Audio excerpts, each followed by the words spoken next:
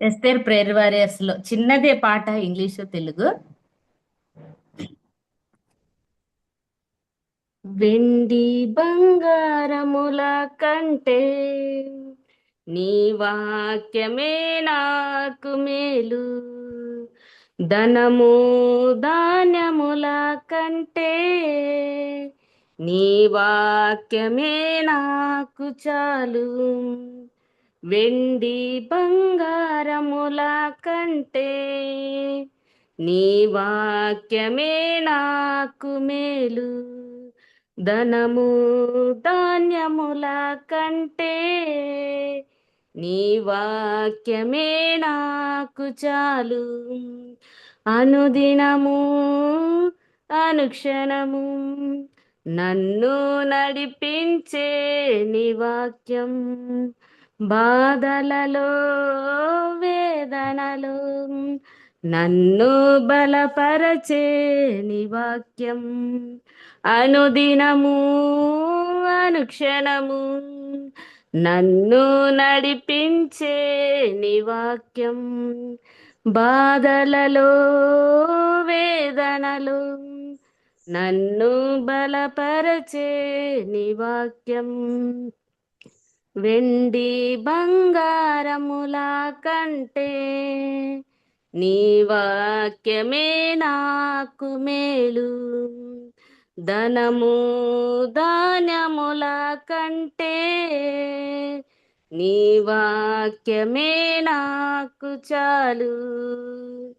అనుదినము అనుక్షణము నన్ను నడిపించే నీ వాక్యం.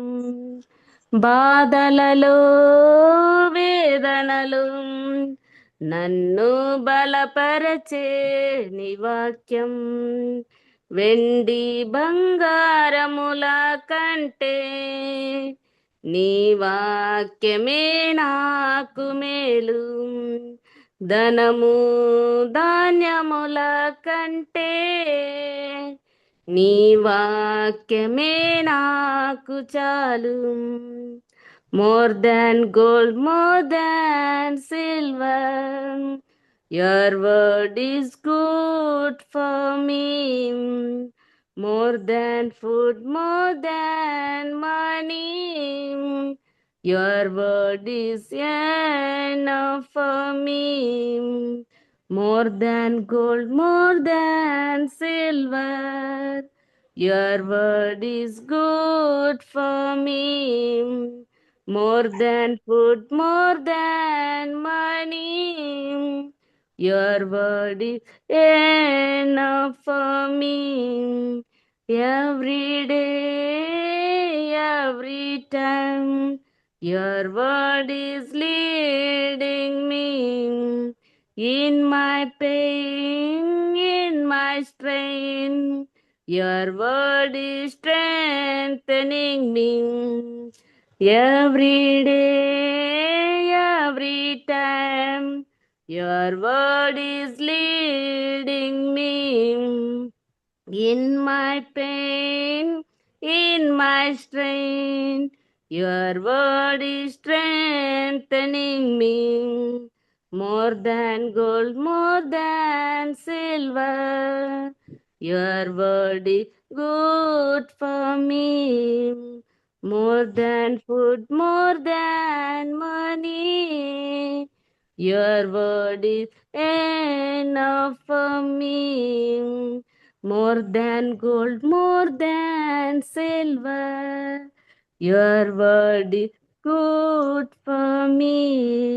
More than food, more than money, your word is enough for me.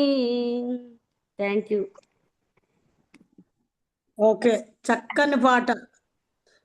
చాలా చక్కగా కదా.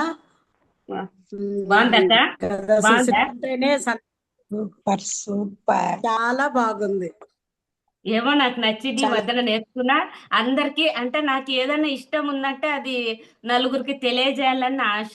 ఏదైనా వాక్యం కానీ ఏదైనా పాట కానీ నాకు మంచి రాగం లేకపోయినా పాటలంటే ఇష్టం, అది నేర్పించాలని నాకు ఇష్టమైన పాట పోస్ట్ చేసిన, నచ్చితే నేర్చుకోండి. Thank you. ఓకే. చాలా బాగుంది కదా, నిజమే. వెండి బంగారాల కన్నా, అన్నిటికన్నా, అందరికన్నా ఎంతో విలువైన వాక్యం అన్నమాట కదా. సుశీలాని గురించి పరిచయం చేయాల్సిన అవసరం లేదు. గుడ్ సండే స్కూల్ టీచర్ అన్నమాట. ఆ భారము తనకు ఎక్కువ కదా. ఎందుకంటే ఎక్కువగా మేము ఎన్నో ఏళ్ళు కలిసి పనిచేస్తూ ఉన్నాం. పిల్లలకు వచ్చినప్పుడు చాలా కన్నీళ్లతో చెప్తుంది ఏదైనా కూడా. అంటే ఇంకా దాన్ని తట్టుకోలేని పరిస్థితి. మరి అటువంటి గొప్ప సోదరి మనతో ఉండటం మనకెంతో సంతోషము. ఇప్పుడు తనే మనకు వాక్యాన్ని అందిస్తారు కాబట్టి మన ఫోన్లు కూడా మ్యూట్లో పెట్టుకుంటే బాగుంటుందని తెలియజేస్తానమ్మా. ఓకేమ్మా సుశీల. థ్యాంక్ యూ అక్క. నాకు ఈ పాట ఇష్టమైనది, అందుకే ఆ పాట పాడినాను. చాలా ఇష్టము. అన్నీ మనకి ఎన్ని ఉన్నా కానీ, బంగారం ఉన్నా వెండి ఉన్నా కదా, ధాన్యాలు ఎన్ని ఉన్నా కానీ అసలు అవి కొద్దిసేపే, ఆ నగలు వేసుకున్నంత వరకే మనకి ఆ సంతోషం అనిపిస్తుంది కదా. ఆ తిన్నంత వరకు ఏదైనా కానీ, మంచి బిర్యానీ కానీ ఏదైనా కానీ ఆ తిన్నంత వరకే కొద్దిసేపు సంతోషము 3-4 గంటలు ఉంటది మన కడుపులో కదా.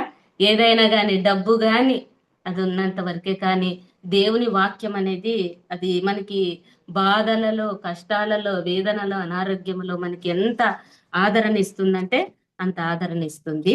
మరి చిన్న క్విజ్ చూసుకున్నాము. నాకు ఈ క్విజ్ అంటే ఇష్టము. ఎవరన్నా చెప్పగలిగితే చెప్పండి యాక్టివ్గా. అంటే పస్కా అనే నెల ఎన్నవ రోజు చేసుకుంటారు? ఏ నెల ఎన్నవ రోజు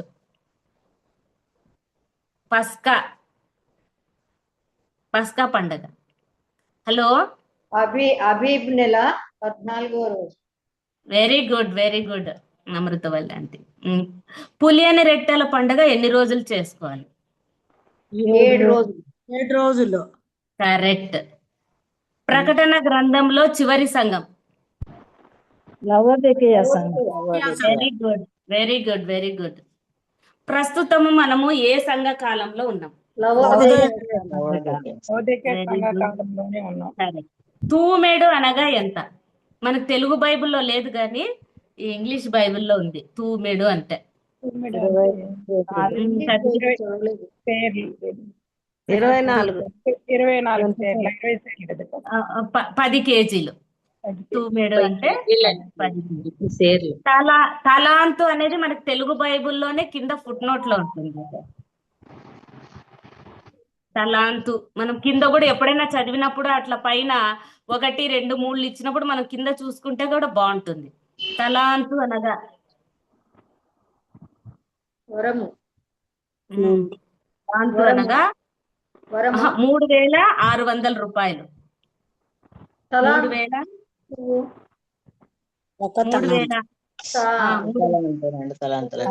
5 తలాంతులు 2 తలాంతులు అని అంటారు కదా. అది కొన్ని చెప్తాను, మీరు చెప్పండి. వెంట్రుకలు అంటే ఎవరు గుర్తొస్తారు?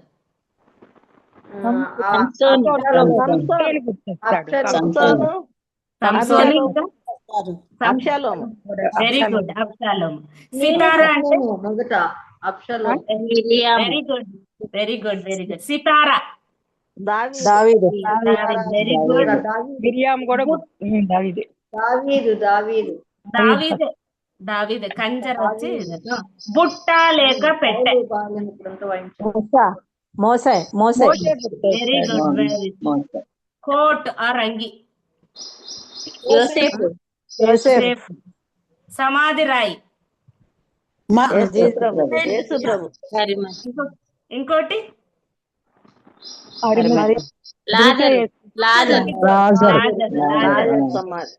దెబోరా భర్త పేరు? లపీదోతు. Very good, very good, very good. హోషేయ భార్య పేరు? హోషేయ. గోమెరు. వెరీ గుడ్, గోమెరు. సౌలు భార్య? ఎలీషబా. సౌలు. Very good. హామాను భార్య? జరషు. జెరూషా. జెరషు. జెరూషా. బైబిల్లో మొదటి పదం ఫస్ట్. ఆది. Very good. ఆది. ఆది. ఆది. బైబిల్లో చివరి పదం. ప్రభువైన యేసు రమ్ము. సమాప్తం. ఆమేన్. ఆమేన్. ఆమెన్. Right answer. కరెక్ట్. ఆమేన్. ప్రకటన గ్రంథం. ఆమెన్ రైట్ ఆన్సర్. రెండంతల దీవెన పొందిన స్త్రీ. స్త్రీ. పరమేశ్వర్ ఎవరు సార్? అది యోబు భార్య. Very good. వెరీ గుడ్ అక్క. యోబు భార్య. పశ్చాత్తాపపడి ఫలితం పొందిన స్త్రీ. అబిగైల్. పశ్చాత్తాప అబిగైల్. Bathsheba right answer. నమ్మక ద్రోహిగా మిగిలిపోయిన స్త్రీ. నమ్మక ద్రోహం చేసింది. దెలీలా. Very good. దెలీలా. కుటుంబ సభ్యులందరూ బాప్తిసం తీసుకున్న కుటుంబాల ఫ్యామిలీస్ ఉన్నాయి. ఒక 4 ఫ్యామిలీ. లూదియా ఒకటి నంబర్ 1. లుదియా. చెరసాల అధిపతి. చెరసాల నాయకుడు. ఇంకా రాహబు. రాహాబు. కొరింథీలో ఉన్నాడు ఆయన. ఆ, శతాధిపతి శతాధిపతి. కొర్నేలి. Very good. ఇంకొకటి స్టెఫెన్ కుటుంబం కూడా ఉంది. స్టెఫెన్ కుటుంబం కూడా వాళ్ళంతా బాప్తిసం విలువైనవి ఇచ్చిన వాళ్ళు. అంటే ఆది కాండం నుంచి కొత్త నిబంధన వరకు ఇప్పుడు విలువైనవి అంటే ఇప్పుడు అబ్రహాము ఇస్సాకుని ఇచ్చినాడు. అట్లా బైబిల్లో కొన్ని పేర్లు మీరు చెప్పండి. మగ్ధలేని మరియా ఏమిచ్చింది? విలువైన అత్తరు. Very good. మగ్ధలేని మరియ కాదు, మామూలు మరియనే ఇచ్చింది. వేరొక మరియ కూడా. ఆ?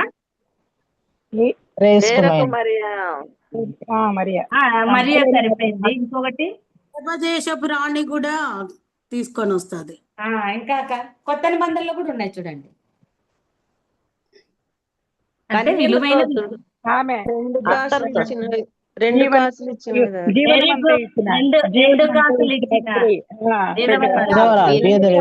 దేవునికి ఇచ్చిన స్త్రీ. విధవరాలు. 2 కాసులు ఇచ్చిన విధవరాలు. Very good. ఆమె కదా. యెఫ్తా తన ఏకైక కుమార్తెని ఇచ్చినాడు. పౌలు అయితే ఇంకా కొత్త నిబంధనలో యేసు ప్రభు తర్వాత అంత సేవ అంత ఇది చేసింది పౌలు. తన జీవితమే ఇచ్చేసినాడు. కూడా సమూయేలుని ఇచ్చింది కదా. చిన్న పిల్లవాడు 5 రెట్టెలు 2 చేతులు కదా. ఇంకా వీళ్ళు విశ్వసించిన వారు తమ ఆస్తులు అమ్మి అపోస్తల పాదాలు పాదాలు నిమిత్తం 3 అంకె బైబిల్లో ఎక్కడెక్కడ వస్తుందో కొన్ని చెప్తారా? నేను 8 రాసుకున్నా, మీరు ఏమన్నా చెప్తారేమో చూడండి. 3 అనే అంకె. నోవహు 3 అరలుగా చేసి 30 వెండి 3 అరలు. వెరీ గుడ్ అక్క. 3 అరలు చేసినాడు. అట్లా ఒకటి. నోవహు. యోనా వెరీ గుడ్. 3 రోజులు కడుపులో ఉన్నాడు. 3 సార్లు పొందినాడు పేతురు. Very good. పేతురు 3 సార్లు బొక్కినాడు. 3 దినాలు 3వ దినాలు లేచినాడు. ప్రభు 3 దినాలు సమాధిలో ఉన్నాడు. ఎస్తేరు 3 దినములు ఉపవాసం ఉన్నది. Very good. ఎస్తేరు 3 దినాలు ఉపవాసం ఉంది. బీద విధవరాలు 3 అప్పములు చేసి ఒకటి. Very good. ఒకటి. Very good. ఇంకా యేసు ప్రభు 3వ దినం కన్నులు ఎత్తి చూసిన. Very good. Very good. 3వ దినానే యేసు ప్రభు లేచినాడు. 3 మేకులు యేసు ప్రభుకు. 3 మేకులు. 3 మేకులు. తండ్రి కుమార. Very good. వెరీ గుడ్ అంట. పేతురు 3వసారి పొందిండు. Very good. తండ్రి కుమార పరిశుద్ధాత్మ 3. మోషే 3 నెలలు పెంచాడండి, పెంచబడ్డాడు. Very good.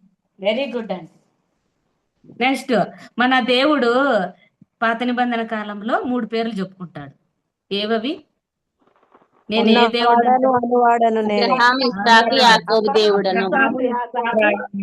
ఆ 3 పేర్లు ఎక్కువ చెప్పుకుంటాడు. అబ్రహం. Very good. చాలా బాగా చెప్పినారు. అబ్రహాం ఇస్సాకు యాకోబులకు. టైం అయిపోతుందేమో. ఆ, 50 40 అనేవి ఎక్కడెక్కడ వస్తాయి? 40 సంవత్సరాలు కావచ్చు, 40 కావచ్చు. 40 రోజులు అరణ్యంలో 40 దినాలు Very ఉపవాస good. ప్రార్థన చేశాడు యేసయ్య. 40 రోజులు ఉపవాస ప్రార్థన. 45 దినములు 40 దినాలు ప్రచండ వర్షం. ఓడ ఓడ ప్రచండ వర్షం. 40 పగలు 40 రాత్రులు. నడిపించినాడు. ఇంకా మోషే 40 ఏళ్ళు అడవిలో మోషే కొండ మీద 40 దినాలు దేవుని వెరీ సన్నిధిలో గుడ్. గడిపాడు. జలప్రలయం నెలేమో మోషే కొండ మీద 40 కొండ మీద 40 రోజులు ఉన్నాడు. ఇంకా 40 సంవత్సరాలు 40 అరణ్య యాత్ర 40 అరణ్య యాత్ర. అవును. అరణ్య యాత్ర 40 సంవత్సరాలు. 40 సంవత్సరాలు. నినివే హెచ్చరిక 40 రోజులు. 40 రోజులు. 45 సంవత్సరాలు. 40 సంవత్సరాలు అప్పుడు. Very good. కానాను వేగుల వారు 40 రోజులు అక్కడ పోయి చూసి వచ్చినారు. గొల్యాతు కూడా 40 రోజులు ఉదయం సాయంత్రము. ఉమ్. హెచ్చరిస్తూ. చాలా బాగా చెప్పినారు అందరికి, చెప్పిన వాళ్ళందరికీ థ్యాంక్ యూ వెరీ మచ్. మరి బైబుల్ చూసుకున్నాము. యోహాను రాసిన ప్రకటన గ్రంథము 3వ అధ్యాయము 14వ వచనం. టైం అయిపోతుంది. యోహాను రాసిన లవోదీకలో ఉన్న సంఘపు దూతకు ఇలాగ వ్రాయము. ఆమెన్ అనువాడును నమ్మకమైన సత్యసాక్షియు దేవుని దృష్టికి ఆదియునైన వాడు చెప్పు సంగతులేమనగా, నీ క్రియలను నేను ఎరుగుదును. నీవు చల్లగానైనను వెచ్చగానైనను లేవు. నీవు చల్లగానైనను వెచ్చగానైనా ఉండిన మేలు. చదవక నీవు వెచ్చగానైనను చల్లగానైనా ఉండక నిలువెచ్చగా ఉన్నావు గనక నేను నిన్ను నా నోట నుండి ఉమ్మివేయను ఉద్దేశించుచున్నాను. నీవు దౌర్భాగ్యుడవును, దిక్కుమాలిన వాడవును, దరిద్రుడును, గ్రుడ్డివాడును, దిగంబరుడమై ఉన్నావని ఎరుగక నేను ధనవంతుడను, ధన సమృద్ధి చేసి ఉన్నాను, నాకేమీ కొదువు లేదని చెప్పుకొనుచున్నావు. నీవు ధనవృద్ధి చేసుకొనున్నట్లు అగ్నిలో పుటమ వేయబడిన బంగారమును, నీ దినముల సిగ్గు కనపడకుండానట్లు ధరించుకొనుటకు తెల్లని వస్త్రములను నీకు దృష్టి కలుగున్నట్లుగా నీ కన్నులకు కాటుకను నా యొద్ద కొనుమని నీకు బుద్ధి చెప్పుచున్నాను. నేను ప్రేమించు వారందరిని గద్దించి శిక్షించుచున్నాను గనుక నీవు ఆసక్తి కలిగి మారు మనసు పొందుము. ఇదిగో నేను తలుపు వద్ద నిలుచుండి తట్టుచున్నాను. ఎవడైనానో నా స్వరము విని తలుపు తీసినడలా నేను అతని యొద్ద వచ్చి అతనితో నేనును నాతో కూడా అతను భోజనం చేయుదుము. నేను జయించిన నా తండ్రితో కూడా ఆయన సింహాసనం నందు కూర్చుండి ఉన్న ప్రకారము జయించు వారిని నాతో కూడా నా సింహాసనం నందు కూర్చుండనిచ్చేదను. సంఘముతోనూ ఆత్మ చెప్పుచున్న మాటలు చెవిగలవాడు వినుగాక. థ్యాంక్ యూ అక్క. ప్రార్థన చేసుకున్నాము. పరిశుద్ధుడా, ప్రేమ నమ్మకం కలిగినటువంటి దేవ, నీ పాదాలకు వందనాలు, స్తుతులు, స్తోత్రములు. మరి నాయన నా తండ్రి ప్రభా, అయోగ్యురాల పాత్రరాలైన నాకు మరి మీరు ఇచ్చిన ఈ అవకాశాన్ని బట్టి నీకు వందనాలు, స్తోత్రములు ప్రభా. మరి ఎంతో విలువైన సమయం ప్రభా, బంగారమైనా కొనుక్కోవచ్చు ప్రభా, డబ్బైనా తిరిగి సంపాదించుకోవచ్చు. కానీ ఈ సమయాన్ని ప్రభా మరి నాయనా తండ్రి కాలాన్ని సంపాదించుకోలేం ప్రభా. పోయిందంటే మరి నాయనా నీ బిడ్డలు నీ పాదాల దగ్గరకు వచ్చినారు. నీ మాటలు వినాలని, జీవం గల నీ మాటలు ప్రభా నా తండ్రి ఎంతో ఆసక్తితో వచ్చినారు ప్రభా. వారి సమయాన్ని అయ్యా మరి నేను వ్యర్థం చేయకోకుండా ప్రభా, ఏ బిడ్డ ఏ బాధలో, ఏ కష్టములో, ఏ అనారోగ్యములో, ఏ స్థితిలో ఉన్నదో మీకు తెలుసు తండ్రి ప్రభా. నాయనా నీ వాక్యం ద్వారా దర్శించమని నీ సిలువ పాదాలు పట్టుకుంటున్నాను ప్రభా. అయా కృప చూపించండి నాయనా. నా తండ్రి యేసు ప్రభా, చేరొచ్చిన ప్రతి ఒక్క బిడ్డను మీరు పేరు పేరున దీవించి ఆస్వాదించండి నాయనా. నా తండ్రి ప్రభా, నీ దాసరాలు నన్ను నీ సిలువ చాటున మరుగుపరచండి, నన్ను ఖాళీ చేయండి నైనా. నా తండ్రి ప్రభా, నా పెదవులను, నా నాలుకను, నా నోటిని, నా గొంతును నైనా నీ అగ్నితో కాల్చి నైనా తండ్రి మీ మాటలు అందించమని వేడుకొంచున్నాం ప్రభా. మీరు మాట్లాడమని వేడుకొంచున్నాం. మీరు మాట్లాడితే క్షేమము అయ్యా, నెమ్మది, సమాధానం దొరుకుతుంది ప్రభా. నా ప్రతి ఒక్కరికి, నాకు మరి ముఖ్యంగా అయ్యా ఒక గద్దింపు, హెచ్చరిక అయా తండ్రి దిద్దుబాటు నాకు దయచేయమని వేడుకొంచున్నాం నాయనా. మరి కేజీ ఆంటీ నాకు ఇచ్చిన అవకాశాన్ని బట్టి నీకు వందనాలు, స్తోత్రములు. ఆంటీని దీవించి ఆశ్రదించండి నాయనా. మరి నాయనా తండ్రి ప్రభా గిద్దలూరులో జరగబోయే మీటింగుల కొరకు ప్రార్థిస్తున్నాం. ఆంటీని చక్కటి ఆరోగ్యంతోను ఆత్మీయ నాయనా తండ్రి ప్రభా వాక్యంతో మీరు నింపమని వేడుకొంచున్నాం ప్రభా. మరి నాయనా నా తండ్రి ఇద్దరు దైవ సేవకురాండ్రను ప్రభా నీ శిలో చాటును మరుగుపరచుకోండి, చక్కగా జయప్రదంగా జరిగించండి ప్రభా. మరి నాయనా సమయాన్ని నేను వృధా చేయకోకుండా నీ వాక్యాన్ని అందించుటకు నీ సహాయం దయచేయమని యేసుక్రీస్తు నామంలో అడిగి వేడుకొంచున్నాం తండ్రి. ఆమెన్. ఆమేన్. ఆమెన్. అదే ఆమేన్. విధంగా కొలస్సీలకు రాసిన పత్రిక పేజ్ నంబర్ 184, 4వ అధ్యాయము 13వ వచనం. ఎవరన్నా తీసింటే చదవండి. ఇతడు మీ కొరకును లవోదికయ వారి కొరకును హియోరా పోలిక వారి కొరకును బహు ప్రయాస పడుచున్నాడని ఇతన్ని గూర్చి సాక్ష్యం ఇచ్చుచున్నాను. చదవండి. లూకాను ప్రియుడైన వైద్యుడును దేమాయు మీకు వందనములు చెప్పుచున్నారు. లవోదికయలో ఉన్న సహోదరులకును నుంఫాకును వారి ఇంట ఉన్న సంఘమునకును వందనములు చెప్పుడి. ఈ పత్రిక చాలు చాలు. ఇప్పుడు నేను లవోదికయ సంఘం గురించి యాక్చువల్గా ఎఫ్ఎస్సి సంఘం గురించి చెప్పాలనుకున్నా, కానీ ఏమో నాకు లవోదికయ గురించి చెప్పాలని, ఎందుకంటే నేను ఆ స్థితిలో ఉన్నాను కాబట్టి నేను ఎలా భయపడుతున్నానో మీరు కూడా అట్లా ఆత్మీయంగా భయపడి సరిదిద్దుకోవాలని చెప్పి మరి ఇది చేసుకున్నాను అనమాట. లవోదికయ గురించి నేను స్టడీ చేసినప్పుడు మరి కొలసీలకు రాసిన పత్రికలో మనం చూస్తాము ఈ లవోదికయ సంఘాన్ని పౌలైతే స్థాపించలేదు, కానీ మనం 12వ వచనంలో చూసుకుంటాం. కొలసీలో అపోస్తులైన పౌలు శిష్యుడు క్రీస్తు యేసు దాసుడైన ఎపఫ్రా మరి దీన్ని ఆ లవోదికయలో ఆ సంఘాన్ని స్థాపించినాడు అనమాట. మరి ఇక్కడ ఈ లవోదికయ సంఘం చూసినప్పుడు కొలస్సీలకు రాస్తూ పౌలు లవోదికలో ఉన్న సహోదరులకును నుంఫాకును వారి ఇంట ఉన్న సంఘమునకు వందనములు చెప్పుడి అని అంటున్నాడు అనమాట. లవోదికయ గురించి నేను చెప్తున్నాను. నుంఫా అనంటే ఆమె అంటే చాలా ఇంగ్లీష్ బైబిల్లో చూసినప్పుడు నేను ఒక 3-4 స్టడీ చూసినాను అనమాట. ఒక దాంట్లో ఏమో మగ అతనుగా ఉందనమాట, ఆయన జెంట్ అని. కానీ ఎక్కువ బైబిల్లో నుంఫా అంటే ఆయన స్త్రీ, లేడీనే నుంఫా అని చాలా దాంట్లలో మరి నేను చూసిన ఇంగ్లీష్ బైబిల్లో చూసినప్పుడు నుంఫాకును అంటే స్థాపించిండేదైతే ఎపఫ్రా, లవోదికయ సంఘాన్ని స్థాపించింది ఎపఫ్రా అనమాట. పౌలు స్థాపించలేదు. కానీ అక్కడ సంఘము మరి లేదు. అప్పుడు రోమా సామ్రాజ్యము మరి క్రైస్తవులను ఎంతో హింసిస్తున్నారు.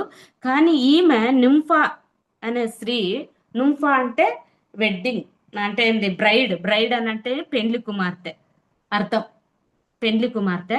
మరి ఈమె లవోదికయ పట్టణం అనేది చాలా ధనవంతులు ఉండే పట్టణము, అంటే బాగా డబ్బు పేరు ప్రఖ్యాతి. ఈమె కూడా మరి డబ్బున్న ఈమె స్త్రీ అనమాట.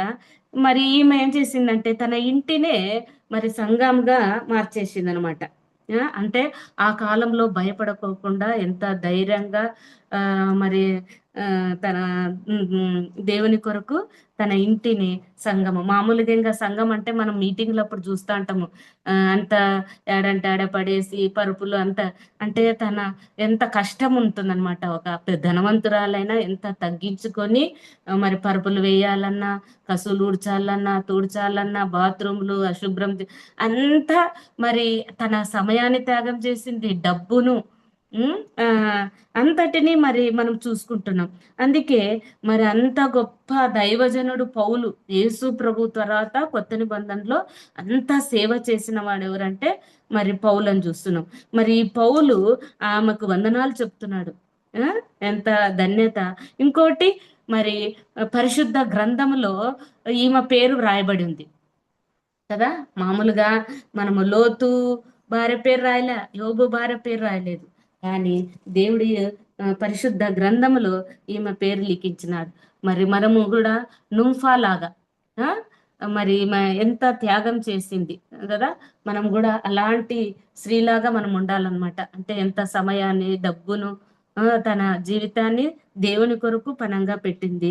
మరి తన పరిశుద్ధ గ్రంథంలో ఏ విధంగా అయితే తన పేరు లిఖించుకుందో, మనం కూడా మరి జీవ గ్రంథంలో మన పేరు లిఖింపబడేటట్లు చూసుకుందాము. మరి ఇక్కడ లవోదికయ అంటే 13వ వచనంలో చూడండి, కొలస్సి ఇతడు మీ కొరకును అనంటే కొలస్సి, ఇతడు మీ కొరకు అంటే మీ కొలసీల కొరకు, లవోదికయ కొరకు, హియరాపోలి కొరకును బహు ప్రయాసపడుచున్నాడు. అంటే ఎపఫ్రా మరి ఈ 3 పట్టణాలు కలిసి ఉన్నాయంట. అంటే కొలసి, లవోదికయ, హీరాపోలి ఈ 3 పట్టణాలు కలిసి ఉన్నమాట. అంటే ఉత్తర భాగాన అంటే పైన వచ్చి హీరాపోలి ఉంది. వీటిని 3 పట్టణాలు కలిపి ట్రై సిటీ అంటారు. 3 పట్టణాలు ట్రై సిటీ. ఉత్తరాన పైన వచ్చి హీరాపోలి ఉంది, మధ్యలో లవోదికయ ఉంది, దాని కింద కొలసి పట్టణం ఉందన్నమాట. పైన హీరాపోలి వాళ్ళకి వేడి నీళ్ళు వస్తాయి అన్నమాట. హీరోపోలి వాళ్ళకి వేడి నీళ్ళు వస్తాయి. అవి ఇట్లా పారకంట లవోదికయకు వస్తాయి. లవోదికయకు వచ్చే లోపల అవి గోరెచ్చుగా అవుతాయి. ఇంకా కింద పట్టణం ఏదనంటే కొలసి పట్టణం.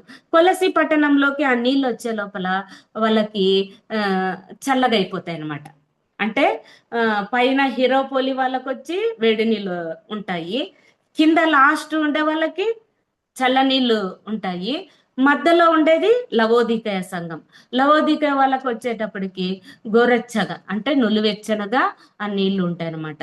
ఈ లవోదికయ సంఘం అంటే పట్టణము చూసుకుంటే అక్కడ అత్యధికంగా ధనికులు ఉన్న పట్టణము, వ్యాపారము అంత ఆర్థికంగా బాగా ధనవంతులు ఉన్న పట్టణం అన్నమాట. అక్కడ కంటి ఆసుపత్రి ఉందంట. కంటి ఆసుపత్రి, ఒక మెడికల్ స్కూల్ కూడా ఉందంట. మరి కంటి మందు అక్కడ తయారు చేస్తారంట. కంటి మందు అది బాగా చాలా పేరు ప్రఖ్యాతలు పొందిండేదన్న ఆ మందు అనమాట. కాబట్టి ఈ హీరాపోలి గురించి నేను కొద్దిగా స్టడీ చేసినాను. మరి ఇప్పుడు ప్రకటన గ్రంథము 3వ అధ్యాయము 14వ వచనంలో చూసుకుంటే లవోదికల అంటే ఇక్కడ 7 సంఘాలకి దేవుడు తన గురించి తాను ఒక్కొక్క సంఘానికి మనం చూసుకుంటున్నాం. ఎఫెసీలో చూసుకుంటే 7 నక్షత్రములు తన కుడి చేత పట్టుకొని 7 దీపస్తంభములద్ద సంచరించువాడని తన గురించి తాను మరి అట్లా చెప్పుకుంటున్నాడు. మరి నాకు స్ఫురణలో చూసుకుంటే మొదటి వాడను, కడపటి వాడను, మృతుడినైతేని గాని మరలా బ్రతుకువాడనని చెప్పుకుంటున్నాడు. కానీ లవోదికయ సంఘంకైతే తన గురించి తాను ఏం చెప్పుకుంటున్నాడో చెప్తారా? ఉన్నారా లేదా? నాకు కొద్దిగా వింటున్నారా లేదని తన గురించి తాను ఏం చెప్పుకుంటున్నాడు? వింటున్నాం. అదే తన గురించి తాను దేవుడు ఆ సంఘంతో ఏమని చెప్పుకుంటున్నాడు? సత్య సాక్షియు దేవుని దృష్టికి ఆధీనైన వాడు చెప్పు సంగతులు ఏవనగా. వెరీ గుడ్ అక్క. ఆమె ఇక్కడ మూడు గురించి 3 పేర్లు చెప్పుకుంటున్నాడు తన గురించి దేవుడు. ఆమెన్ అనువాడంట. ఆమెన్ ఆయన పేరు ఆమెన్ అనువాడును. రెండోది వచ్చి నమ్మకమైన సత్య సాక్షియు. మూడోది వచ్చి దేవుని సృష్టికి ఆదియునైన వాడు చెప్పు సంగతులు అని మరి చెప్పుకుంటున్నాడు అనమాట. అంటే ఆయనకు 3 పేర్లు చాలా ఉన్నాయి, కానీ ఈ లవోదికయ సంఘంతో 3 పేర్లు చెప్పుకుంటున్నాడు.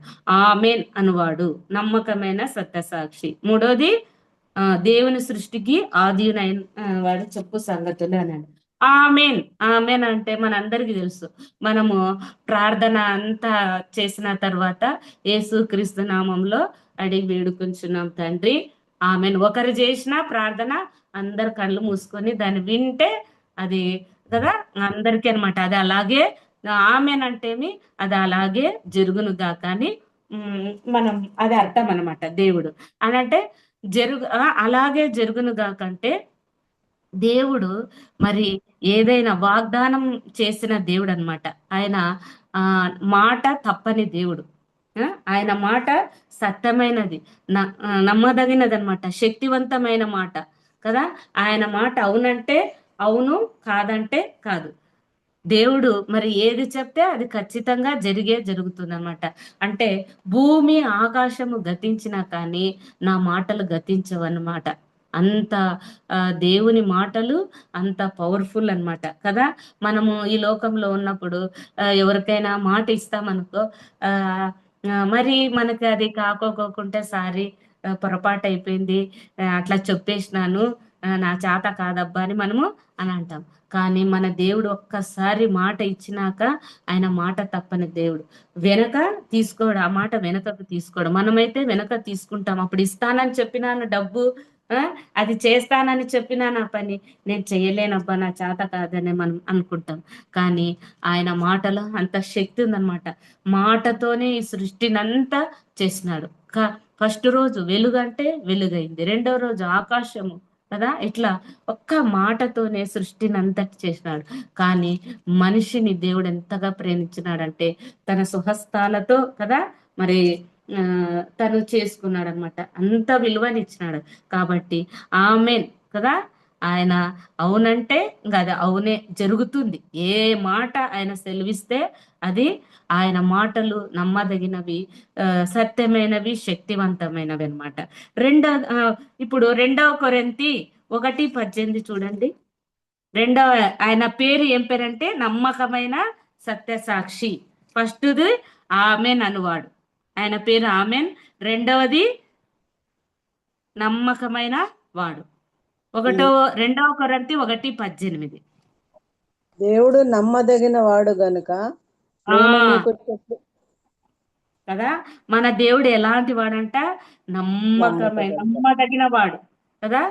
ఆయన ఎవరినైనా ఈ లోకంలో మనము నమ్మలేం, కానీ మన దేవుణ్ణి మనము యేసు ప్రభుని మట్టుకు నమ్మవచ్చు.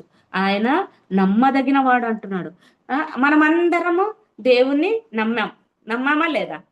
నమ్మం కదా. మరి మనమందరం నమ్మాము, కానీ దేవుడు మనల్ని నమ్మాడా?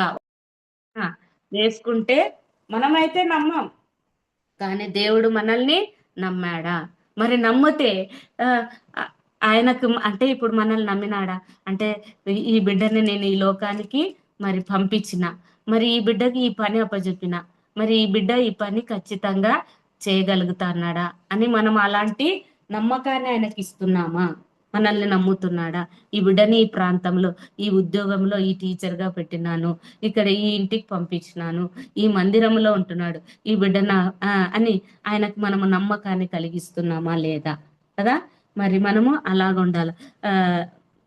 సంఖ్యాకాండము 23:19 చూడండి. సంఖ్యాకాండము 23:19.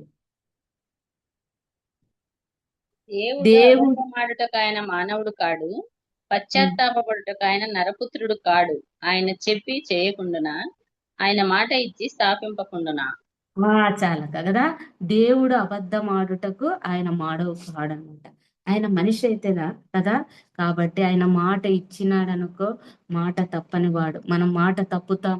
దేవునికి ఎన్నోసార్లు ప్రభా అది చేస్తాం, ఇది చేస్తాం, 31st నైట్ వస్తే డిసెంబర్లో, నాయనా ఈసారి ఒక్కసారి నన్ను నూతన సంవత్సరంలో ప్రవేశింపజేయి, ఈసారి నీకు ఇట్లా అట్లా అని చెప్పి ఎన్నో నమ్మకాలు ఇది చేస్తాం. కానీ మనం మరీ మామూలు స్థితికి వస్తాం.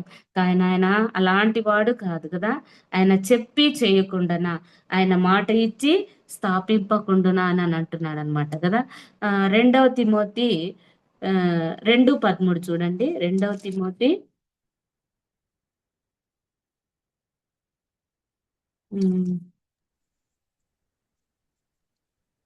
ఇందుచేత ఏర్పరచబడిన వాడు నిత్యమైన మహిమతో కూడా కాదు మనము నమ్మదగని వారమైనను ఆయన నమ్మదగిన వాడుగా ఉండును. చాలు మనము నమ్మదగని వారమైనను.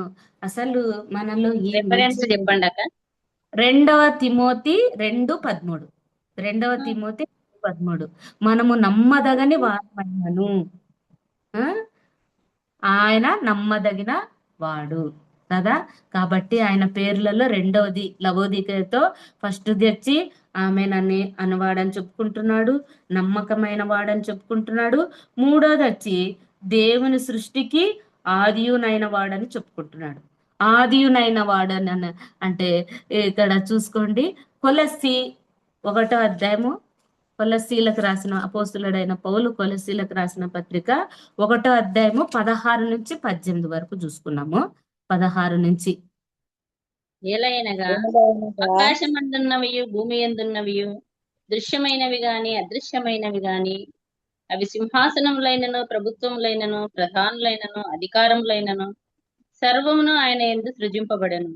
సర్వమును ఆయన ద్వారాను ఆయనను బట్టి సృజింపబడెను. ఆయన అన్నిటికంటే ముందు ఉన్నవాడు. ఆయనే సమస్తమునకు ఆధారభూతుడు. సంఘము అను శరీరమునకు ఆయనే శిరస్సు. ఆయనకు అన్నిటిలో ప్రాముఖ్యము కలుగు నిమిత్తము ఆయన ఆది అయ్యుండి మృతులలో నుండి లేచుటలో ఆది సంభూతుడాయను. ఆది సంభూతుడు అంటే అంటే ఈ భూమి పుట్ట ఆది సంభూతుడు అంటే ఈ భూమి పుట్టక ముందు మొట్టమొదటిగా ఉన్నవాడు అని అర్థము కదా. ఆయన ఏమని చెప్పుకుంటున్నాం 16లో కదా, సర్వమును ఆయనందు సృజింపబడింది. ఫస్ట్ ఆయన ఇంకా ఉండింది కాబట్టి ఆయన ద్వారానే ఇవన్నీ సృష్టించబడింది. సృష్టి అంతా తర్వాత అన్నిటికీ ముందున్నవాడు ఆయనే, సమస్తమునకు ఆధారభూతుడు కదా. మరి ఆయన అన్నింటిలో ప్రాముఖ్యం కలిగిన ఆది అయ్యుండి మృతులలో నుండి లేచుటలో ఆది సంభూతుడు. ఇంతవరకు ఆది అంటే ఫస్ట్, అంటే మృతులు లేచిన వాళ్ళలో ఫస్ట్ అన్నమాట. ఇంతవరకు ఎవ్వరు లేరు. అంటే ఆయన సమాధి ఒక్కటే ఖాళీ ఉంది. ఇంతవరకు ఏ దేవునిది కూడా సమాధి ఖాళీ లేదనమాట. ఆయనే సమాధి ఒకటే కాబట్టి ఆది సంభూతుడు, మొట్టమొదటిగా పుట్టినవాడు కదా. మరి దేవుళ్ళు అనేవారు మరి మొదటగా మనుషులు తయారు చేయకూడదు. ఇప్పుడు హిందువుల దేవుళ్ళు చూసుకుంటే మనుషులు తయారు చేస్తారు కాబట్టి వాటిని దేవుళ్ళు మనం అనేకి లేదనమాట.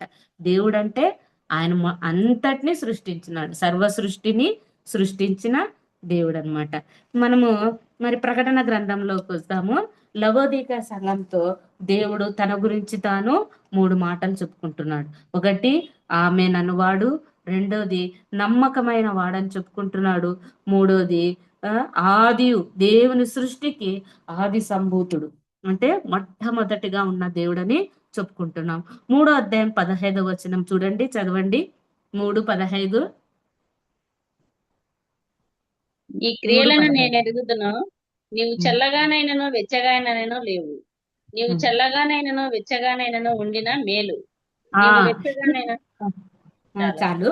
3:15 నీ క్రియలను నేను ఎరుగుదును, నీవు చల్లగానైనను వెచ్చగానైనను లేవు. నువ్వు నిలువెచ్చ నువ్వు చల్లగానైనా వెచ్చగానైనా ఉండిన మేలు అంటున్నాడు అనమాట. అంటే ఇక్కడ మనకే లవోదిక సంఘం అంటే సంఘంతో గాని, సంఘంలో ఎవరు ఉంటారు? సంఘం అని అంటే మనమే, సంఘం పోయేది మనమే కాబట్టి మనతో దేవుడు మాట్లాడుతున్నాడు. అమ్మా ఈడ 7 సంఘాలు చూసుకుంటున్నాము.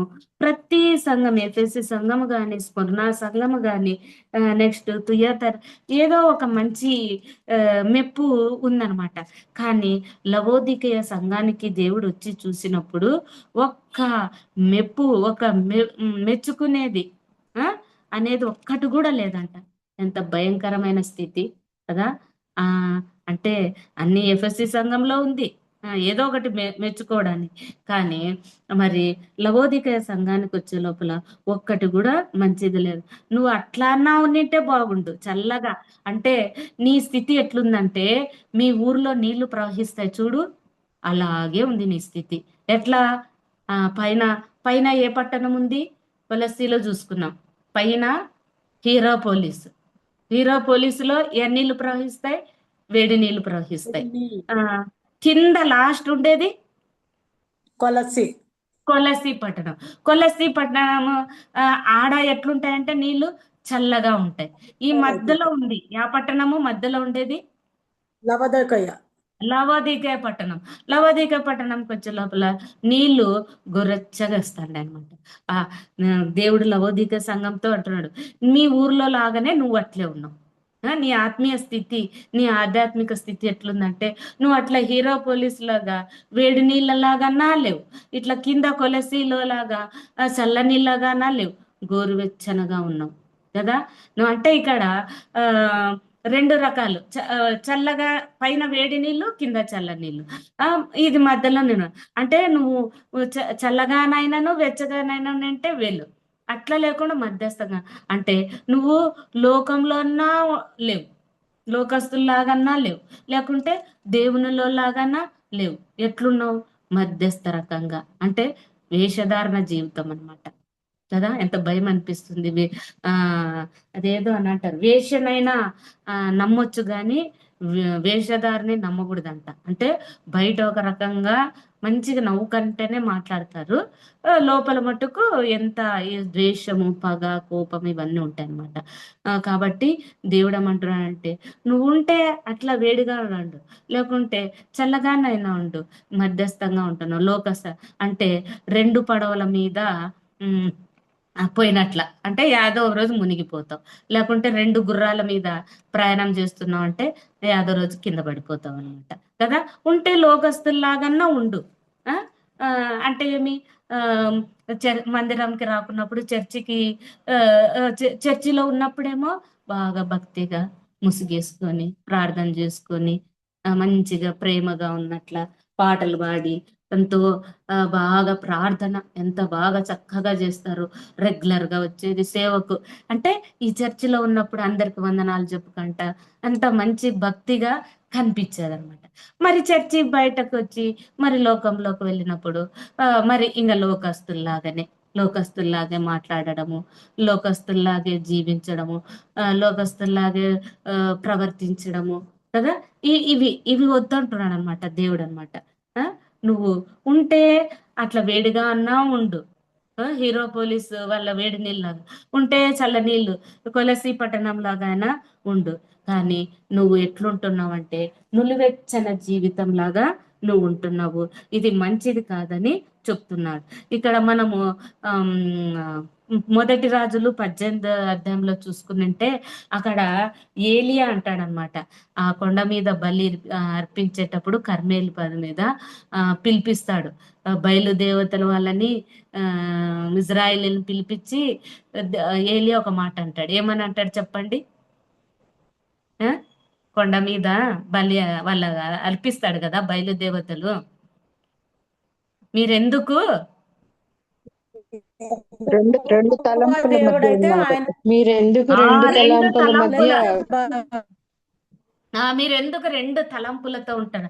ఉంటే అట్లా బయలుదేవతనన్నా పూజించండి, లేకుంటే దేవుని యెహోవా దేవున్నైనా పూజించండి, ఏదో ఒకటి కదా, ఏదో ఒకటి కోరుకోండి అని అంటాడు. కాబట్టి విశ్వాసులైన మనకి అది తగదనమాట. అది అంటే ఊసరవెల్లి అని అంటారు. ఊసరవెల్లి ఏం చేస్తుందంట, అది అంటే ఏ పరిసరాల దగ్గర పోతే అది ఏం చేస్తుందంట, ఏ పరిసరాలకు పోతే అలా తెలుసా? మారిపోతుంది. ఆ ఏ పరిసరాలకు పోతే ఆ రంగు మార్చుకుంటారంట. ఏ పరిసరాలకు పోతే ఆ రంగు మార్చుకుంటుంది, అంటే దానికి అనుగుణంగా అట్లా అడ్జస్ట్ అయిపోతుంది. అంటే మనం కూడా ఊసర వెల్లులాగా ఉంటున్నాం అనమాట. కాబట్టి దేవుడు ఏమంటున్నాడంటే నువ్వు ఉంటే అట్లా వెచ్చగానైనా ఉండు, లేకుంటే చల్లగానైనా ఉండు, కానీ ఇట్లా నులివెచ్చని స్థితిలో ఉండద్దు, అది చాలా ప్రమాదకరము. వేషధారణ జీవితము ఏదో ఒకటి ఉండాలా అని అంటున్నమాట కదా. కాబట్టి మన జీవితం ఎలా ఉంది? 16వ వచనం చూడండి, 16 ప్రకటన గ్రంథము 16వ వచనం చదవండి. వెచ్చగానైనను చల్లగానైనను ఉండక నులివెచ్చగా గనుక నేను నిన్ను నా నోట నుండి ఉమ్మివేయను ఉద్దేశించుచున్నాను. Hello hello వినిపిస్తుందక్క? వినిపిస్తుందా? 16వ వచనంలో నువ్వు వెచ్చగానైనాను చల్లగానైనాను ఉండక నులివెచ్చనగా ఉన్నావు గనక నేను నా నోట నుండి ఉమ్మివేయను ఉద్దేశించుచున్నా. నేను ఇది ఇంగ్లీష్ బైబిల్లో చూసినాను. ఇక్కడ ఉమ్మివేయను ఉద్దేశించుచున్నానంటే మామూలుగా మనం ఇట్లా ఉమ్మేసేది కాదనంట. దేవునికి కడుపు తిప్పుతానంట, కడుపు తిప్పి వాంతుకొచ్చినట్లయితుందంట. ఆ? అంటే మనకి ఎప్పుడైనా తల తిరిగినప్పుడు కడుపు ఇట్లా ఇదైనప్పుడు వాంతికి వస్తే బాగుంటుందబ్బా, అది కక్కేసుకుంటే మనకు ఫ్రీగా అయిపోతుంది కదా. దేవుడు మరి నీ జీవితాన్ని నా జీవితాన్ని చూసినప్పుడు మరి ఎలా ఉన్నామో ఉమ్, కదా, భయం అయిపోతుంది. అలా స్థితిలో ఒకసారి జ్ఞాపకం రాత్రి ఇది చదువుకుంటా అంటే, ప్రభా మరి ఒకటైనా మెప్పు ఉందా లేదా కదా, దేవునికి మన జీవితం ఎలా ఉందో. దేవుడు ఏమంటాడంట, నిన్ను చూస్తాంటే నాకు ఈ కడుపు తిప్పుతాంది, వాంతికి థూ ఖాక్, ఆ అని ఉంసేయాలనిపిస్తుంది. ఎంత అసహ్యం కదా. ఏదన్నా మనము ఆ గలీజ్ది ఏదన్నా పీతిదో రోతదో అట్లా చూసినప్పుడు "యాక్, థూ" అని చెప్పేసి ఉంసేస్తాం. అట్లా నీ రోత జీతం నా రోత జీతం చూసినప్పుడు దేవునికి కడుపు తిప్పుతానంట, వాంతుకు వచ్చినట్లయితానంట, ఉమ్మి వేయాలని అనుకుంటున్నాడంట కదా. మరి ఆ స్థితిలో మనం ఉన్నామా కదా, ఎంత భయంకరము. దేవుడు ఒకవేళ ఆ మన జీవితం అలాగుంటే ఇంకా ఈ రోజే మనం సరి చేసుకునే అవసరం ఉంది. ప్రభా మన లవోదీకాయ సంఘం లాగా నేనున్నానా? మరి లవోదికాయకి ఒక్కటి కూడా మంచిది లేదని అంటున్నాడు. ఎంత వెతికినా ఏది చూసినా నీ సంఘములో ఒక్కటైనా మంచిది దొరుకుతుందంటే ఒక్కటి కూడా నాకు కనిపించడం లే. మరి ఈరోజు నీ జీవితం నా జీవితం మరి దేవుడు చూసినప్పుడు, అమ్మా నాకు ఏమి కనిపించడం లేదు, ఒక్కటంటే ఒకటన్నా ప్రవ్వా అని మనం దేవుణ్ణి అడిగినప్పుడు, నేను అట్లా అడుగుకున్న ప్రభా నాలో ఏదన్నా నీకు ఒక్కటన్నా మంచిది లేదా. ఒకవేళ దేవుడు ఏది మంచిది లేదన్నా అంటే అంతకంటే ఇంకా భయంకరమైనది ఘోరమైనది ఇంకేం లేదు. దేవుడు ఆ నీలో నాకు ఏం మంచి కనపడలేదంటే ఇంకా అసలు దేవుడు ఇంకా ఒకవేళ దేవుడు ఉమ్మేసినాడు అనుకో, అది మరి నోట్లోకి మనం తీసుకోలేం కదా. ఒకసారి ఉమ్మేసి నిండేది ఒక కుక్క ఒకటే వాంతికి చేసి నిండేది మరి తింటుందంట.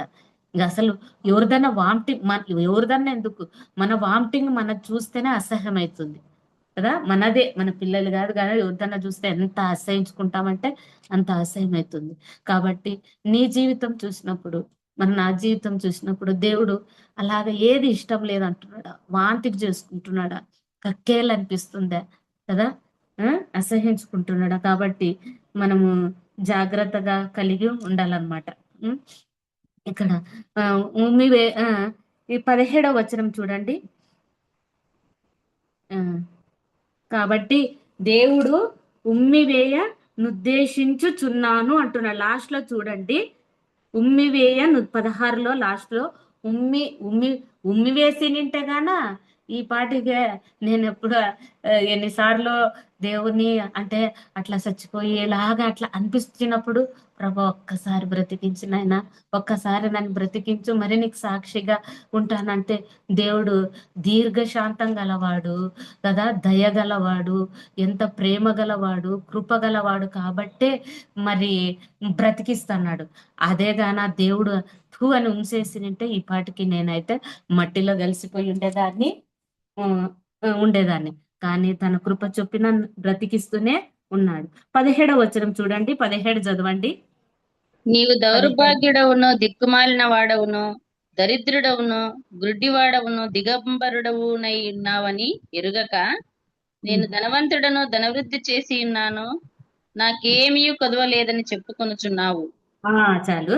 ఇక్కడ 17వ వచనం చూసుకున్నప్పుడు ఇక్కడ 5 చెప్తున్నాడు అనమాట. 5 నీవేమి, నీలో ఉండే డిమెరిట్స్, దౌర్భాగ్యుడవు, దిక్కుమాలిన వాడవు, దరిద్రుడవు, గుడ్డివాడవు, దిగంబరుడవు అని చెప్పుకుంటున్నాడు అనమాట. ఈ 5 లక్షణాలు నీలో ఉన్నాయి. అందుకే నువ్వు ఎదగలేకపోతున్నావు.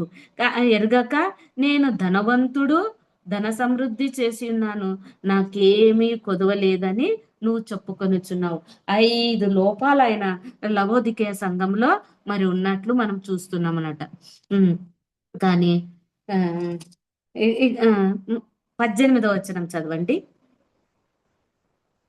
18. నీవు ధనవృద్ధి చేసుకొనున్నట్లు అగ్నిలో పుటం వేయబడిన బంగారమును, నీ దిశముల సిగ్గు కనబడకుండానట్లు ధరించుకున్నటకు తెల్లని వస్త్రములను, నీకు దృష్టి కలుగునట్లు నీ కన్నులకు కాటుకను నా యొద్ద కొనుమని నీకు బుద్ధి చెప్పుచున్నాను.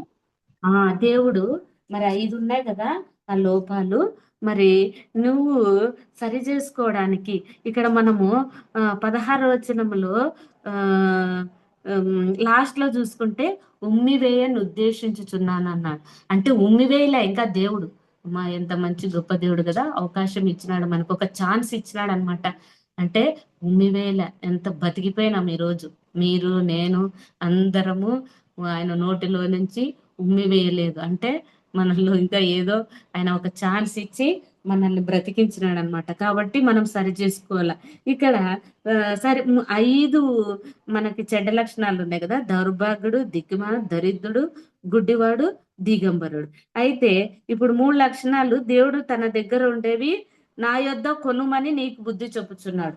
3 కొనుక్కోవాలంట ఆయన దగ్గర. ఒకటి బంగారమును కొనుక్కొని, మామూలుగా మనం బంగారాన్ని అమ్మాలనుకుంటే బంగారు షాపుకి పోతే బంగారం ఉందా ఎంత అని చెప్పేసి దాన్ని పుటం అంటే ఏమబ్బా, పుటం చెప్పండి, పుటంలో వేస్తారు. పుటం అంటే బంగారాన్ని పరీక్ష చేయడానికి పుటంలో వేస్తారు. వెరీ గుడ్, అగ్నిలో వేస్తారు. ఆ అగ్ని ఏమవుతుందనంటే దాంట్లో మలినాలంతటినీ తీసేసి స్వచ్ఛమైన బంగారాన్ని ఇది చేస్తుంది. దేవుడు బంగారాన్ని కొనమని అంటున్నాడు.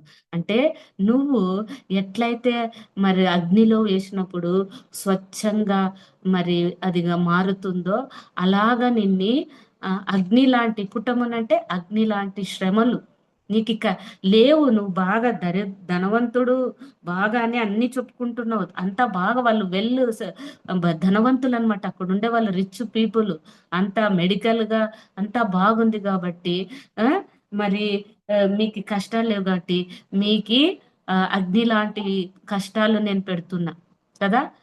మరి దాంట్లో నువ్వు స్వచ్ఛంగా మారాల. అంటే నీకు స్వచ్ఛమైన విశ్వాసం, స్వచ్ఛమైన ప్రేమ, స్వచ్ఛమైన భక్తి, పరిశుద్ధమైన జీవితం నువ్వు జీవించాల.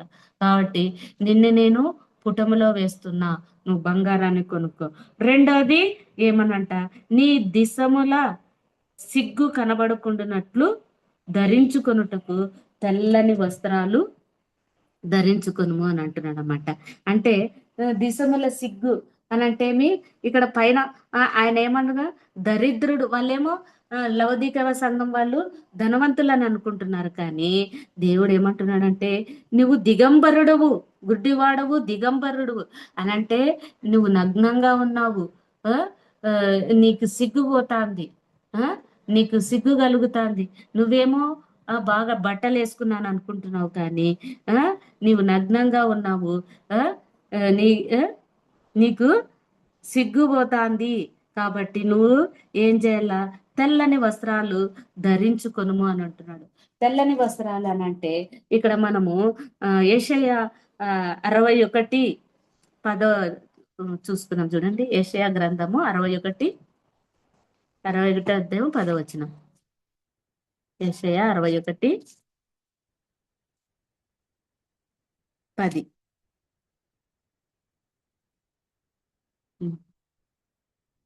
61:10. ఆయన రక్షణ వస్త్రముల మధ్యలో ఆయన రక్షణ వస్త్రములను నాకు ధరింపజేసి ఉన్నాడు, నీతి అను పైబట్టను నాకు ధరింపజేసి ఉన్నాడు. దేవుడు ఏమంటున్నాడంటే ఈ సంఘంతో మీరు దిగంబరులుగా ఉన్నారు అంటున్నాడు.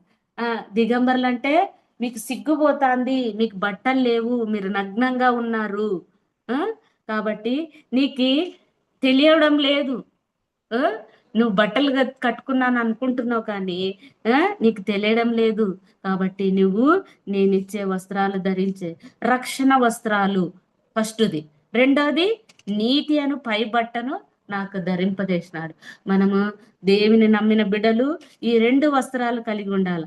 నంబర్ 1 వచ్చి రక్షణ వస్త్రము, నంబర్ 2 వచ్చి నీతి అని పైబట్ట. రక్షణ వస్త్రం అంటే ఇది దేవుడు మరి తన అమూల్యమైన ప్రాణాన్ని రక్తాన్ని ఇచ్చి మరి వెల ఇచ్చి మనకి ఇచ్చినాడు. ఇది ఫ్రీ, ఇది కృపచేతనే మనకు కలిగింది, ఉచితం. ఎవరికైనా, ఏ దేశం వాళ్ళకైనా, ఎవరికైనా, పేద బీద అని లేదు, ధనికులని లేదు, ఎవరికైనా రక్షణ వస్త్రాలు ఉచితం అన్నమాట. కాబట్టి ఏం లేదు, దీనికి డబ్బు చెల్లించవలసిన అవసరమే లేదు. దేవా నేను పాపిని, నీ రక్తంతో నన్ను కడిగి నా హృదయంలోకి రండి అంటే ఆయన వచ్చేస్తాడు. ఇది ఫస్ట్ జరిగేది, ఇది లోపల జరిగే కార్యం, హృదయంలో జరిగేది. రెండోది నీతి అని పైబట్ట, ఇది బయట జరిగే కార్యం అన్నమాట. అంటే ఎప్పుడైతే నువ్వు రక్షింపబడతావో నువ్వు నీతి అంటే నీతి క్రియలు చేయాలి, అంటే మంచి సత్క్రియలు చేయాలి. తబిత చూస్తాం బైబిల్లో, ఆమె పేద విధవరాళ్లకు ఎంతో సహాయం చేసింది అనమాట. అట్లా మనము పేదలకు మన వంతుగా మనం రంజాన్ చూసుకుంటే మా ఇంట్లో పన్నోళ్ళు కూడా ముస్లిమ్స్, వాళ్ళు బీదోళ్ళైనా వాళ్ళకంటే బీదోళ్ళకి ఏదో ఒకటి సహాయం చేస్తారు కదా. మనకు లేదా అలాంటిది. ఉపవాసాలంటే మా స్కూల్లో ముస్లిమ్స్ పిల్లలు ఎక్కువ కనేకల్లో, ఏ 2వ క్లాస్ పిల్లోడు ఇంకా 10th క్లాస్ పిల్లలు అయితే ఆ 10th క్లాస్ పరీక్షలప మరీ కళ్ళు తిరిగి చదువుకో ఏం లేదు మేడం, మాకు దేవుడు మంచి బలాన్ని శక్తిని ఇస్తాడు అంటే వాళ్ళకి, అంటే అలాగా ఉపవాసం ఉంటే వాళ్ళ ఖురాన్లో ఉందంట, అంటే మనకి స్వర్గాన్ని పోయినాక మంచి భార్యల్ని ఇస్తాడు, మంచి ఇది అని అన్ని వాళ్ళకి ఏందో అట్లా ఖురాన్లో. అందుకే ఎట్లాంటి వాళ్ళైనా కానీ ఖచ్చితంగా 2 రోజుల వారంకి ఖచ్చితంగా తగ్గుకోకుండా ఉంటారు. ఆడవాళ్ళు, ముసలోళ్ళు, చిన్న పిల్లలు, ఆ పిల్లలు లేపుకోకుంటే, మా తమ్ముని లేపుకోకుంటే మేడం ఏడుస్తాడు మేడం అని, చిన్న పిల్లలు కూడా ఉపవాసం ఉంటారు. మనం క్రైస్తవులు నిజ దేవుని తెలుసుకున్నా ఉపవాసం ఉండలేము కదా కదా, నీతి క్రియలు అనేవి. కానీ వాళ్ళు రంజాన్ పండుగ వచ్చిందంటే ఖచ్చితంగా నీతి క్రియలు. ఎట్లా తెలుసా మరి, ఖచ్చితంగా శుక్రవారం అంటే ఖచ్చితంగా మసీదు పోవాల్సిందే. ఆ రోజంతా టోపీలు పెట్టుకోవాలా, కళ్ళకు కాటుక పెట్టుకొని ఇది చేసుకుంటారు. కాబట్టి మరి మనకి ఈ లోకపరంగా చూసుకుంటే నీతి వస్త్రం అంటే దేవుడు అంటాడు, మీ నీతి క్రియలు నాకు ఎట్లా కనిపిస్తున్నాయంట, మురికి గుడ్డలు. మురికి గుడ్డలు. కాబట్టి రక్షణ లేకోకుండా నువ్వు ఎన్ని మంచి, ఇప్పుడు చూడు హిందువులు చూస్తా అంటాము ఆ గవర్నమెంట్ హాస్పిటల్ దగ్గర కానీ మా చర్చి దగ్గర భోజనాలు పెట్టేది, వస్త్రాలు ఇచ్చేది, పండగలకి అన్నీ చేస్తా అంటారు. కానీ రక్షణ లేకపోయినా ఏం చేస్తే ఏమి, ఎన్ని దాన ధర్మాలు చేస్తేనేమి ఏం వేస్ట్. కాబట్టి 2 జరగాల. ఏంటేంటివి జరగాల చెప్పండి అవి 2 యావేవి, రక్షణ వస్త్రం, రక్షణ వస్త్రము, నీతి అని పైబడ్డ కదా. నీతి నా సత్క్రియలు, మనం ఉత్త సత్క్రియ, రక్షణ లేకోకుండా ఉత్త సత్క్రియలు చేస్తే వేస్ట్ అయిపోతుందంట. కాబట్టి మనము ఫస్ట్ అది లోపలది కరెక్ట్ గా జరిగితే మనం బయటది కరెక్ట్ గా చేస్తామన్నమాట. కాబట్టి అది చేయాల. ఇంకొకటి కాటుక కొనమంటున్నాడు కదా 18వ వచనంలో, నీ కన్నులకు కాటుక కొనుమని నా యొద్ద బంగారం కొనుక్కోమంటున్నాడు, ఇంకోటి ఈ బట్టలు కొనుక్కోమంటున్నాడు, రక్షణ, ఇంకోటి నీతి అనే పైబట్ట, ఇంకోటి 3వది కాటుక.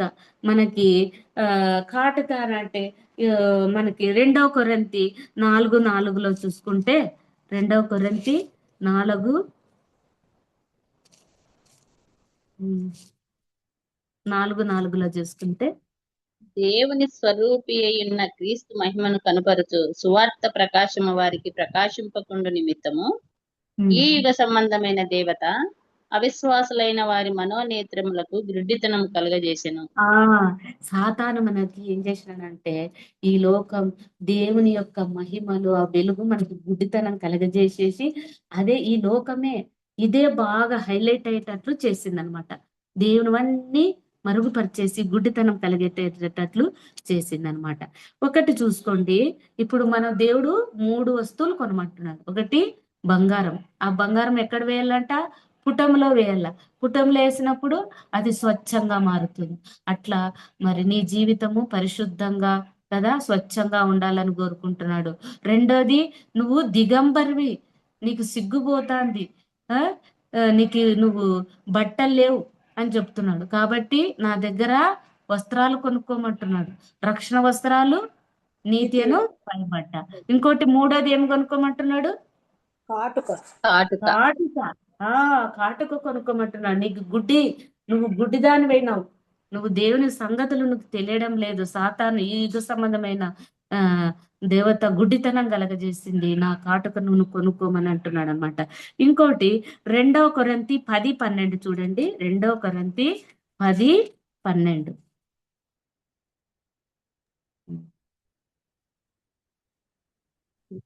తమ్మును తామే మెచ్చుకొని కొందరితో జతపరుచుకున్నటకైనను వారితో సరిచూచుకున్నటకైనను మేము తెగింపజాలము గాని వారు తమలోనే ఒకరిని బట్టి ఒకరు ఎన్నిక చేసుకుని ఒకరితోనొకరు సరిచూచుకొనుచున్నందున గ్రహింపు లేక ఉన్నారు. ఇది మీకు చెప్తున్నాను చూడండి. ఇప్పుడు మనము ఏం చేస్తామని అంటే, నేను ఆమె కంటే బాగా రెగ్యులర్గా చర్చికి పోతున్నా, ఆమె కంటే నేను బాగా ప్రార్థన చేసుకుంటున్నా అంటే మన ఆత్మీయ స్థితి ఎదగాలనంటే మనం ఎప్పుడు మనకంటే తక్కువ వాళ్ళతో మనం చూసుకోకూడదు అనమాట. అప్పుడు చూసుకున్నప్పుడు మనం ఎదగలేము. అదే ఈ వాక్యం చెప్తుంది.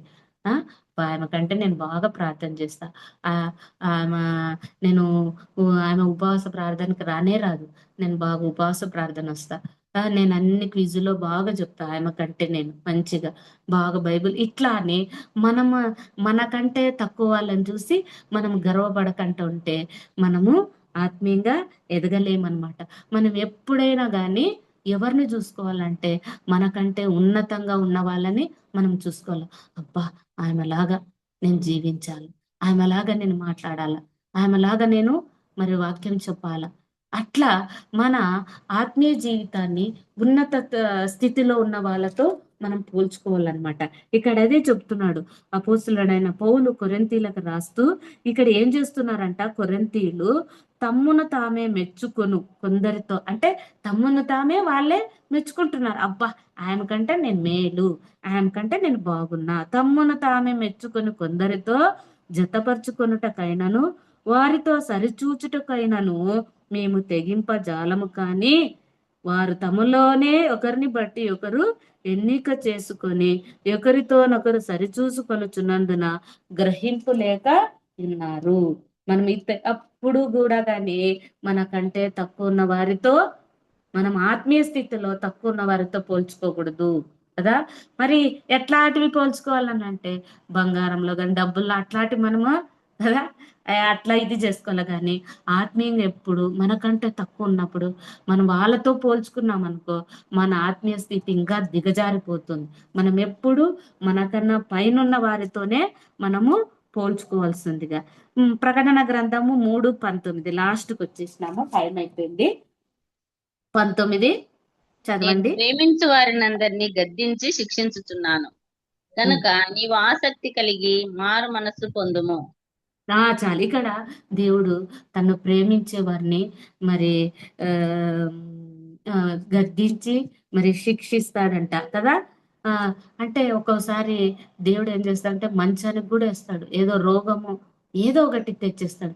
అంటే ఆయన కోపంతోనో ఆయన పగతోనో కాదు. మనం అనుకుంటాం. ఈ మధ్యనే ఒక 10 రోజులైంది మా స్కూల్లో తెలుగు టీచర్ ఉంది, ఒక్కటే ఒక కూతురు 25 years బెంగళూరులో యాక్సిడెంట్ అయి చనిపోయింది. మరి ఇంకా ఆమెకి పిల్లలు లేరు, ఎవరు లేరు. అందరు టీచర్ ఇట్లా ఫోన్ చేసి మేడం దేవుడు భలే అన్యాయస్తుడు మేడం, ఇట్లా చేసినాడు అట్లా చేసినాడు అని చెప్పేసి ఒక్కరొక్కరు మాట్లాడుతున్నా. కానీ నేనేం మాట్లాడలేదు, ఎందుకంటే వాళ్ళ దుఃఖంలో అదంతలో ఉన్నారు కాబట్టి.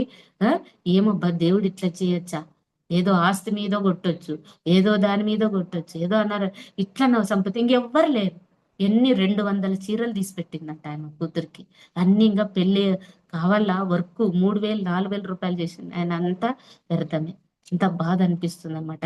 కానీ దేవుడు అన్యాయస్తుడు కాదు, ఏది చేసినా ఆయన మన మంచికే చేస్తాడనమాట. కాబట్టి నువ్వు మాట వినకపోతే దేవుడు ఖచ్చితంగా మంచానికి కూడా వేస్తాడు, సరిదిద్దుకోవడానికి, అంటే తన వైపుకు మరల్చుకోవడానికి. నేను కూడా దేవుని అట్లా ప్రార్థన చేస్తా, ప్రభా నాలో ఏదన్నా తప్పు నీకు ఇష్టం లేనిది ఉంటే నన్ను యాదో ఒక దెబ్బేసి సరిచేసే నైనా. కానీ ఒక టీచర్ ఫ్రెండ్ క్రిస్టియన్ ఉంది, సుసి అట్లా చెప్పొద్దు, మరి మనకి చేత కాదు మంచానికి వేస్తే మనం తట్టుకోలేము, అట్లా చేయొద్దు ప్రార్థన అంటుంది. కానీ నేను ఎప్పుడు అట్లానే చేసుకుంటాను, ప్రభా నీలో నేను ఆత్మీయంగా ఉండాలని. కానీ ఇప్పుడు 20వ వచనం చూడండి, లాస్ట్ 20. నేను తలుపు నద్ద నిలుచుండి తట్టుచున్నాను, ఎవడైనను నా స్వరము విని తలుపు తీసిన ఎడల నేను అతని యుద్ధకు వచ్చి అతనితో నేనును నాతో కూడా అతడును భోజనం చేయుదుము. ఎంత గొప్ప దేవుడు చూడు. మరి లవోదిక సంఘంతోనూ అంటే మనతో అంటున్నాడు, మీలో నాకు ఒక్కటి కూడా నేను చూసినప్పుడు, మీ జీవితాన్ని చూసినప్పుడు ఒక్కటి కూడా మంచిది లేదు. ఆ? ఎంత వెతికినా కానీ ఒక్క మంచి కూడా లేదు అన్న. మీ జీవితాన్ని చూస్తుంటే నాకేమనిపిస్తుంది, కడుపు దిప్పి తల తిరిగి వాంతికి వచ్చినట్లయితుంది. నోట్లోనే పెట్టుకున్నాడంట. ఆ వాంతికి నోట్లో ఎంతసేపు పెట్టుకుంటారు చెప్పండి కదా, పెట్టుకోలేం. అది వామిటింగ్ ఇదైతేనే. కానీ దేవుడు మనల్ని ఓర్చుకొని అట్లనే పెట్టుకొని 17లో ఏమన్నా ఉమ్మేసినాడా చూడండి. 16లో లాస్ట్ లో చూడండి, నేను నిన్ను నా నోట నుండి ఉమ్మివేయ నుద్దేశించుచున్నాను అంటే నోట్లో పెట్టుకున్నాడు అనమాట. కానీ ఆయన ఉమ్మేస్తే ఈరోజు మనం ఉండేవాళ్ళం కాదు. మీరు మీలో మంచితనం ఏమన్నా ఉందేమో కానీ నాలో చూసినప్పుడు ప్రభా గుండె జారిపోతుంది. ఒకటి కూడా మంచి లేదనంటే ఇంకా మనం ఆయన పాదాలు పట్టుకొని కన్నీరు కార్చి ప్రార్థన చేయడమే.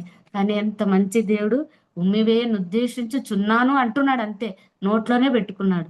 ఇంకా ఎంత మంచి దేవుడు చేత, ఇదిగో నేను తలుపునొద్ద, ఎంత అవకాశం ఇస్తున్నాడు. తలుపునొద్ద నిలుచుండి తట్టుచున్నాను, ఎవడైనాను నా స్వరం విని తలుపు తీసిన ఎడల నేను అతని యుద్ధకు వచ్చి అతనితో నేనును నాతో కూడా అతడును భోజనం చేయదును అంటున్నాడు. నా దగ్గర చాలా బుక్స్ ఉన్నాయండి. నేనైతే అంటే చిన్నప్పటి నుంచి ఒక పుస్తకాల పురుగు అనమాట నేను. అంటే ఏదొకటి అంటే బైబిల్వి కానీ ఏవైనా లోకరీతి కానీ బైబిల్వి ఎక్కువ బుక్స్ అనమాట. ఎక్కువ అంటే అప్పుడు చిన్నప్పుడు బైబిల్ కొద్దిగా కష్టం కదా, ఓల్డ్ టెస్ట్మెంట్ ఎక్కువ అట్లా బుక్స్ అన్ని చదువుతా అంటే.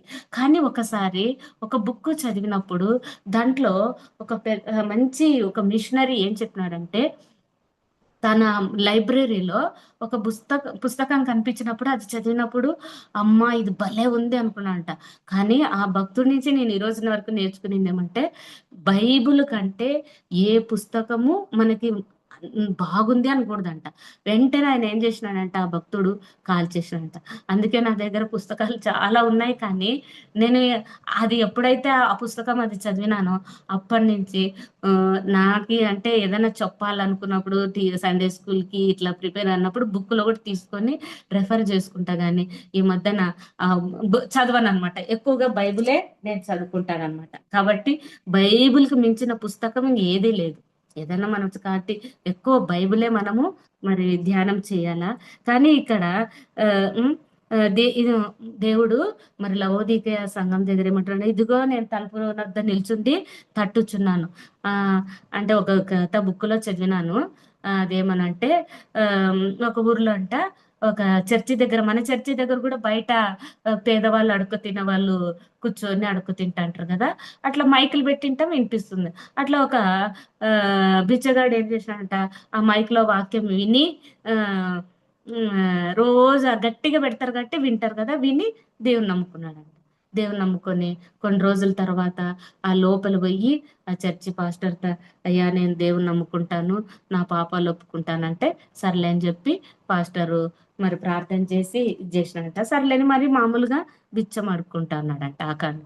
సర్లేని కొన్ని రోజులైనాక మరి ఒక 2-3 నెలలు అయినాక లోపలి పోయి, అయ్యా నేను ఈ మందిరంలో సంఘ సభ్యునిగా ఉండాలనుకుంటున్నాను, నా పేరు రాసుకోండి అని అంటే, అరే ఇది కాదు, ఇది ధనవంతులున్న సంఘము, నీలాంటి వాళ్ళకు లేదు అని చెబితే కూడా, లేదయ్యా దేవుడు నేను నమ్ముకున్నాను, నేను సంఘ సభ్యునిగా నేను ఉంటానంటే, ఏమన్నా నీకు బుద్ధి ఉందా, ఇక్కడ అందరు పెద్ద పెద్ద వాళ్ళు ధనవంతులు వస్తారని చెప్పేసి ఆయనని గెట్ అవుట్ అని చెప్పి తన్ని బయట వేసినట్ట. ఏడ్చుకుంటా కూర్చున్నాడంట. ఏడ్చుకుంటా కూర్చుంటే దేవుడు యేసు ప్రభు వచ్చిన, ఏం ఏడుస్తున్నావు అని అంటే, నన్ను వాళ్ళు బయటకి గెంటేసినారయ్యా, లోపలికి రానిచ్చుకోవడం లేదు అని ఏడుస్తున్నాడంట. అప్పుడు యేసుప్రభు అంట, నిన్నే కాదు నన్ను కూడా లోపలికి రానిచ్చుకోలేదు అని. అంటే ఇప్పుడు ఈ లవోదికయ సంఘము అంటేనేమి తలుపునొద్ద నిలుచున్నాడు అంటే వాళ్ళు లోపలికి రానిచ్చుకోలే, ఆ సంఘంలోనికి రానిచ్చుకోలే. వాళ్ళ పనులు వాళ్ళు చేసుకుంటున్నారు, కానీ దేవుణ్ణి బయటే పెట్టేసినారనమాట. ఆ బిచ్చగాడ అంటున్నాడు, దేవుడు అంటున్నాడు, నిన్నే కాదు నన్ను కూడా లోపలికి రానిచ్చుకోనే లేదు అని. కాబట్టి దేవుడు ఎంత అవకాశం ఇస్తున్నాడు చెప్పు, ఈ తలుపునొద్ద నిలుచుండి తడుతున్నాడు. కాబట్టి ఒక ఛాన్స్ ఇస్తున్నాడు. లవోదికయ సంఘం లాగా నీకు నాకు ఒక ఛాన్స్ ఇస్తున్నాడు. మరి ఆ ఛాన్స్ను మనం ఉపయోగించుకొని మరి దేవుడు నీలో ఒక్కటైనా, మరి ఒక్కటంటే ఒకటి, అన్ని సంఘాల్లో ఏదో ఒక మెప్పు ఉంది, మెచ్చుకోదగ్గడానికి ఏమీ లేదంటున్నాడు. ఈరోజు మరి నీతో మాట్లాడుతున్నాడు. నీలో నాకు ఏది కనపడడం లేదనంటే మనము సరి చేసుకునవలసిన వారంగా మనం అంటున్నాం అన్నమాట. కాబట్టి దేవునికి ఇష్టమైనది ఏదో ఒక్కటి ఉన్నా కానీ మనం బ్రతికిపోతాం. ఆ ఛాన్స్ ఉపయోగించుకొని మన జీవితాలని సరి చేసుకోందిగా కోరుచున్నాను. దేవుడి ఇంతటితో ఈ వాక్యాన్ని దీవించును గాక. ఆమేన్. అక్క ఆమేన్. అయిపోయింది. ఆమేన్. ఆమేన్. చాలా వందనాలు మా చక్కటి వాక్యాన్ని మనకు ప్రకటన గ్రంథంలో నుంచి ఓకే